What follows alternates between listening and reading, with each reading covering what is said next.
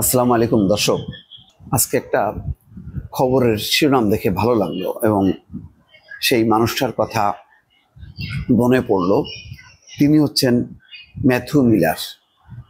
প্রায় প্রতিদিনই তিনি মার্কিন পররাষ্ট্র দপ্তরের মুখপাত্র হিসাবে বক্তব্য দিতেন, খুবই ক্রুশিয়াল সময়। আজকে যেই শিরোনামটা এসছে তার নামে, সেটাও নিঃসন্দেহে খুবই চমৎকার এবং একটা ভালো স্বীকারোক্তি। সেটা হচ্ছে গাজায় নিঃসন্দেহে যুদ্ধাপরাধ করেছে ইসরায়েল। ম্যাথু মিলারের নামটা, পিটার ডি হাস, তারপরে ডোনাল্ড লু, এই নামগুলি বাংলাদেশের রাজনৈতিক ইতিহাসে বহুদিন মনে থাকবে। দ্বাদশ জাতীয় সংসদ নির্বাচন, যেটি শেখ হাসিনার সর্বশেষ নির্বাচন এবং তারপর তো পলায়ন। ওই সময় এই ম্যাথু মিলার মার্কিন পররাষ্ট্র দপ্তর থেকে অ্যান্থনি ব্লিংকেন, মনে আছে, পররাষ্ট্রমন্ত্রী Anthony Blinken, Matthew Miller, Afrin Siddique, তারপরে কি আজরা, এক মহিলার পুরো নামটা আমার মনে নেই, তারপরে বাংলাদেশি পিটার ডি হাস, তারা অনবরত বাংলাদেশে একটি অংশগ্রহণমূলক নির্বাচনের কথা বলতেন মানবাধিকারের কথা। বিশেষ করে মার্কিন নিষেধাজ্ঞা দেওয়ার পর 7 কর্মকর্তা এবং র্যাবের উপর পিটার ডি হাস প্রচণ্ড চাপের মধ্যে ছিলেন। তারপরও আওয়ামী লীগের নেতারা, কর্মীরা শীর্ষ পর্যায় থেকে পিটার ডি হাসকে বলতো বিএনপির স্থায়ী কমিটির সদস্য, কিন্তু তিনি বিএনপির অফিসে যাননি, আওয়ামী লীগের অফিসে গেছেন। ফুলের তোড়া দিয়ে আওয়ামী লীগের সাধারণ সম্পাদক ওবায়দুল কাদের তাকে অভিনন্দন জানিয়েছিলেন। এমনকি শেষ পর্যায়ে অ্যান্থনি ব্লিংকেনের বা ডোনাল্ড লুর একটা চিঠি নিয়ে সংলাপের জন্য চেষ্টা করেছেন, মানে শেষ মুহূর্ত পর্যন্ত চেষ্টা করেছে সবার অংশগ্রহণে একটা নির্বাচন। এবং এই নির্বাচনটা যদি আসলে হতো, তাহলে কিন্তু আজকের এই পরিণতি, একটা প্রাচীন দল, বৃহত্তম দল, একসময় স্বাধীনতা মুক্তি যুদ্ধে যাদের ভূমিকা ছিল, তাদের এই পতন ঘটতো না। কিন্তু ওই যে পাপ বাপকেও ছাড়ে না, সেই কারণে বোধহয় সবার অনুরোধ উপেক্ষা করেছে। 15 বছরে কারোর অনুরোধ তিনি রক্ষা করেননি। যুদ্ধাপরাধের নামে জামাত শীর্ষ নেতাদের ফাঁসির ব্যাপারে, মতিউর রহমান নিজামী সহ অনেকের ব্যাপারে এরদোয়ান পার্সোনালি চেষ্টা করেছেন, হিলারি ক্লিন্টন চেষ্টা করেছেন যে ফাঁসি না দেওয়ার জন্য। শেখ হাসিনা শোনেননি।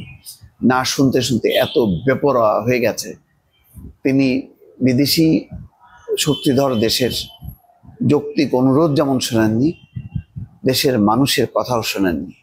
দেশের মানুষ যে ভোট দিতে পারছে না প্রতি 5 বছর পর পর, এমনকি সারা বছর ব্যাপী যে তাদের দুঃখ দুর্দশা দাবি দাওয়া নিয়ে কোনো কিছুই তিনি কানে ঢোকাতেন না।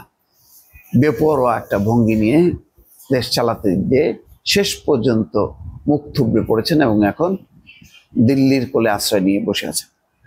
তো সেই ম্যাথু মিলার, যিনি প্রতিনিয়ত মুশফিক ফজল আনসারি প্রশ্ন করতেন, আর তিনি খুব কৌশলে বলে দিতেন একটাই কথা ঘুরে ফিরে, যে বাংলাদেশে আমরা একটা সবার অংশগ্রহণে অংশীদারিত্ব এবং সুষ্ঠু অবাধ নিরপেক্ষ নির্বাচন প্রত্যাশা করি। একেবারে পরিষ্কার মেসেজ ছিল। ওনাদের এই মেসেজটাকে ভণ্ডুল করার জন্য চেষ্টা হয়েছে।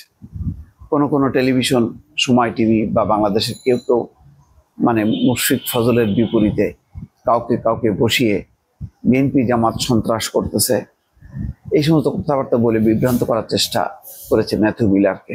কিন্তু তারা বিভ্রান্ত হননি।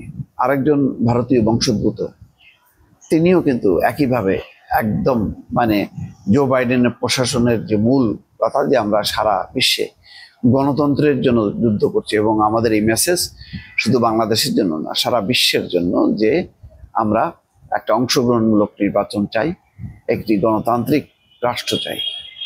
কিন্তু অবাধ সুষ্ঠু নির্বাচন হলে যদি না হয় তাহলে সম্ভব না, এই বার্তাটা তারা দিয়ে গেছেন।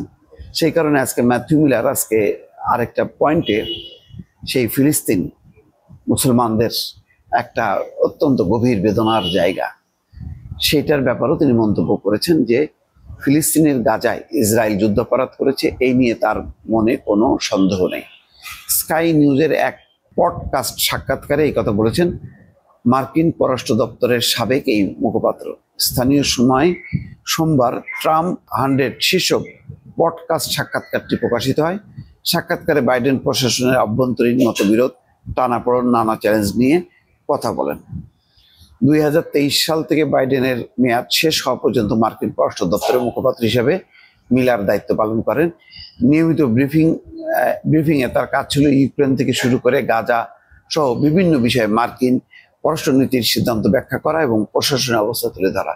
যাই হোক, প্রসঙ্গক্রমে আজকে ফিলিস্তিনিদের ব্যাপারে একটা পজিটিভ মন্তব্য করাতে ম্যাথু মিলার কথা মনে পড়লো দর্শক, তাই আপনাদের সামনে আবার এই বিষয়টি উপস্থাপন করলাম। ভালো থাকবেন, আল্লাহ হাফিজ।